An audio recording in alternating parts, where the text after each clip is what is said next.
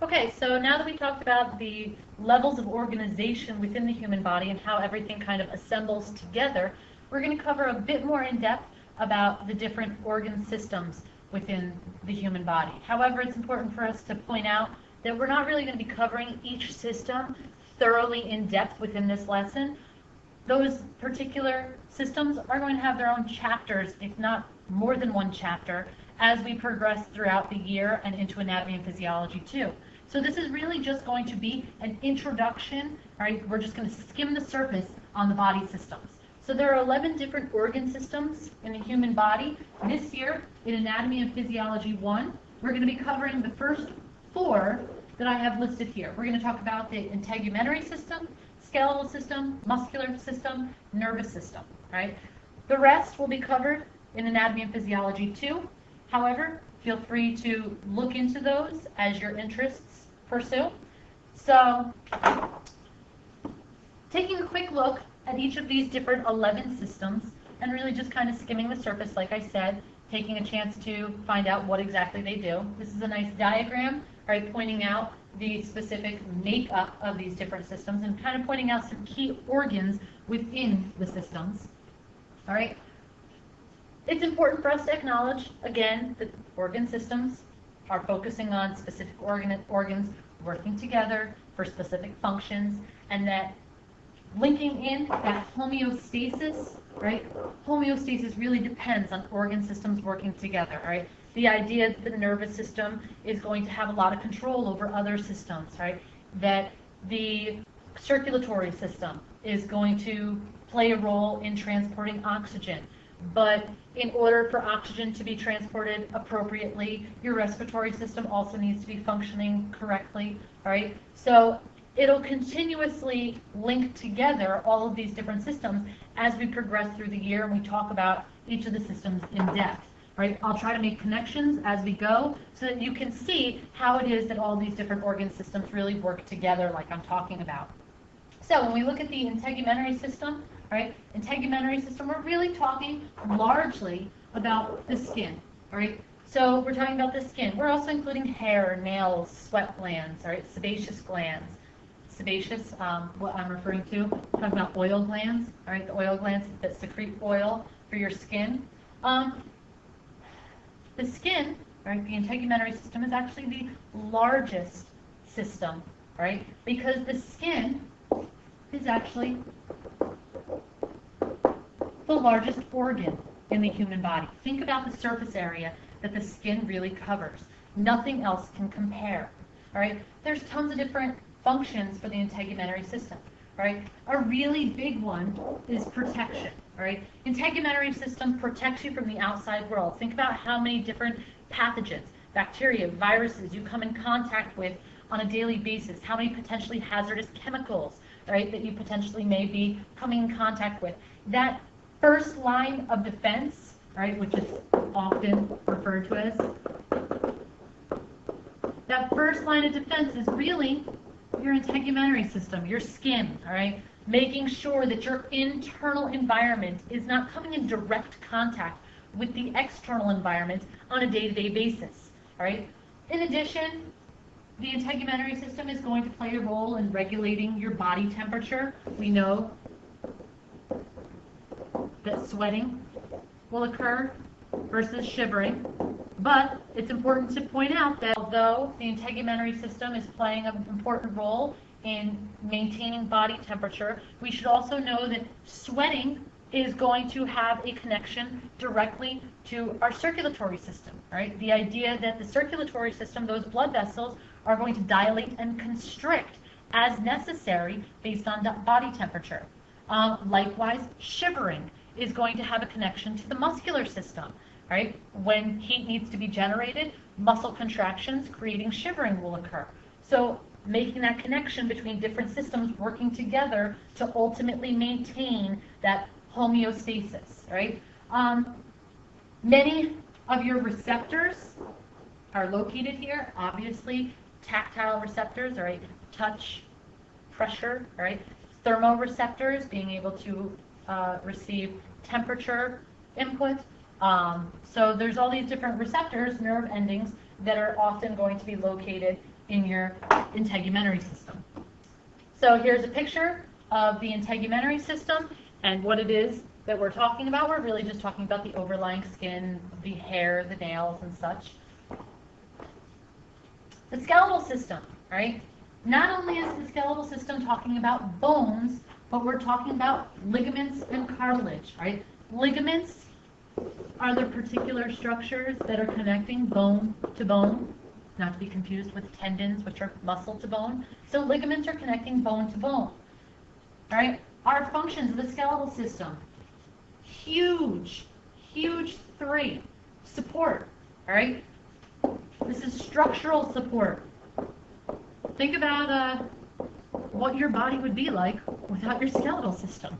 There'd be nothing to hold your body upright, right? Your organs would just be a big giant pile. Your skin would just be a big giant overlying layer, right? There'd be no real organization. Limbs and such wouldn't really have their shape, all right? So structural support, we're talking about shape as well, right? Protection, right? Think about the strength that those bones provide. Movement, right? The ability for you to be able to transport yourself, to locomote, to go from one place to another, right? Blood cells are actually produced within the skeletal system, within bones, right? So there's tons of different functions for all of these systems, and it's important for us to acknowledge that it's not always the first thing that comes to mind being the only thing that they're responsible for. I'm sure that you don't typically think about mineral storage when you think about the skeletal system. Picture of the skeletal system really just outlining, right, what it is that we're referring to when we talk about the skeleton and those bones. The muscular system, all right, our muscular system, we're talking about skeletal muscle tissue, right? We're not talking about cardiac muscle tissue, right? We're not talking about smooth muscle tissue. We're talking about skeletal muscle tissue, right? Contractile properties for movement, right? Maintaining body position. This is huge. Something that you probably don't even know, that when you're standing still, your muscles are constantly working to actually keep you in that still position.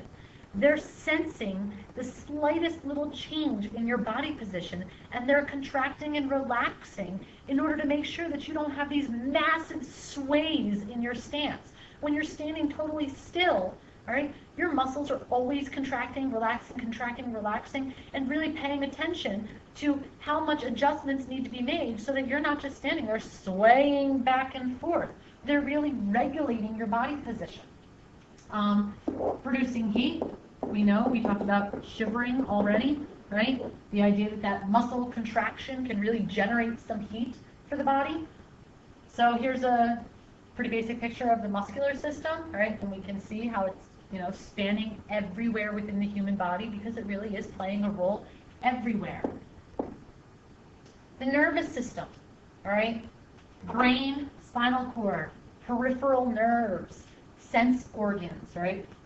All these different things. We tend to think about the nervous system when we think about the brain and spinal cord, right? We rarely really focus or think about sense organs, right? The particular things that are responsible for sensing all of these different changes in the environment.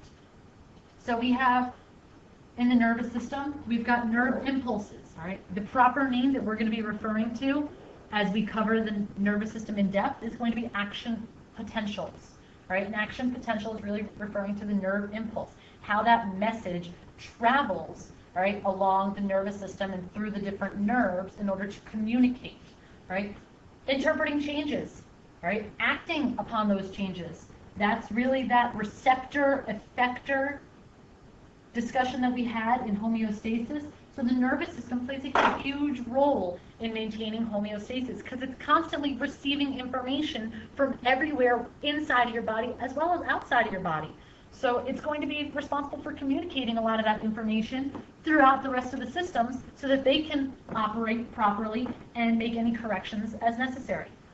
Nervous system image, you can see how the nerves are really, again, just like the muscular system, spanning everywhere. You have your main central nervous system, right? We're talking about brain, spinal cord, but communication needs to occur. It needs to occur right out to the tip of your pinky, right? And it needs to occur right out to the tip of your big toe. So it's important for those specific nerve endings to really be reaching out to the farthest locations within your body.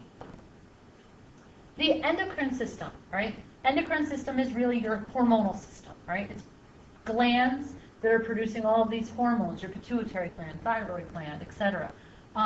Ovaries, testes producing some of your male versus female hormones, right? So it's important for us to recognize that hormonal changes are responsible for a lot of different controls, a lot of different body reactions, right? Those hormones are going to be created by these organs, then they're going to be transported through the blood. So again, we're making that link to the circulatory system, that the endocrine system relies on the circulatory system to actually transport its product, right? It really actually can't get its product out to the consumer, right, to the rest of the body without the blood, without the circulatory system doing the shipment for it, right? And then it's going to travel to those target cells, whatever specific cells are in need of those specific hormones in order to create the response that the body is looking for. So we look at a picture of the endocrine system, we're looking at all of our different glands and where they are in reference to the rest of the body. Our cardiovascular system, right, circulatory system like I was talking about, right, our cardiovascular system, blood, heart, blood vessels, right, we're talking about distributing oxygen, distributing nutrients, such a vague word.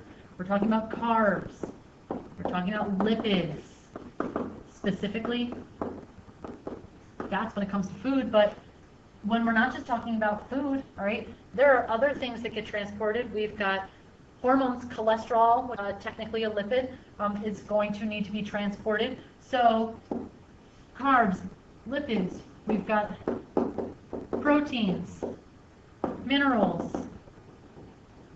vitamins, these